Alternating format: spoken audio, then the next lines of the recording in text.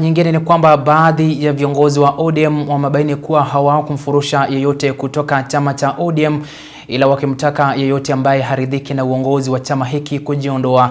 Wakizungumza katika kongamano la Linda Ground County ya Siaya, viongozi hawa walipuuza kufufuliwa kwa muungano wa Azimio, wakisema kwamba kama chama cha ODM walijiondoa katika muungano huo na bila wao Azimio haina usemi wowote.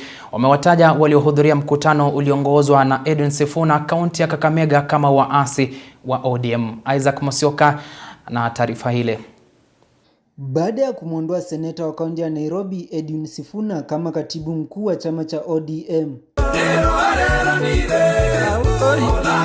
baadhi ya viongozi katika chama hiki wameshikilia kuwa hawakumfurusha yeyote kutoka chama cha ODM, ila wakimtaka yeyote anayeenda kinyume na kanuni za chama au kutoheshimu uongozi wake kujiondoa katika chama.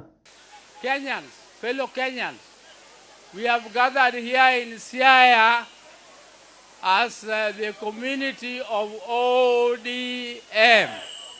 What we are discussing is how to strengthen our party so that our party remains the leading party in this country called Kenya.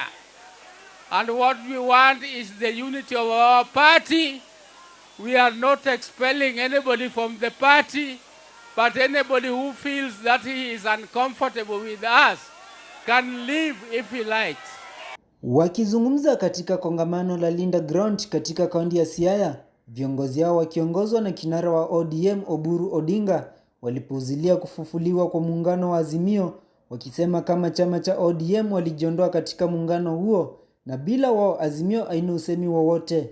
That there is an organization called Azimio where we were, and that Azimio died the day ODM left it.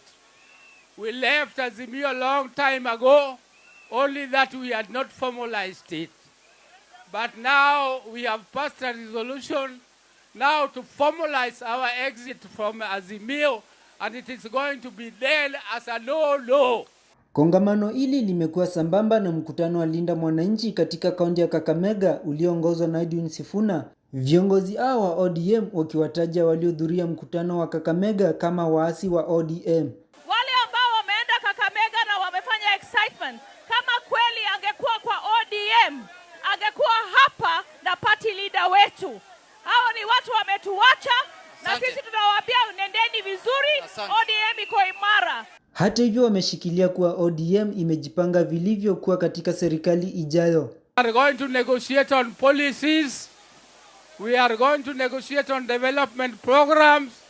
We are also going to negotiate on sharing of positions, which includes sharing power. Mwaka huu ni mwaka 2026. Mwaka ujao ni mwaka 2027.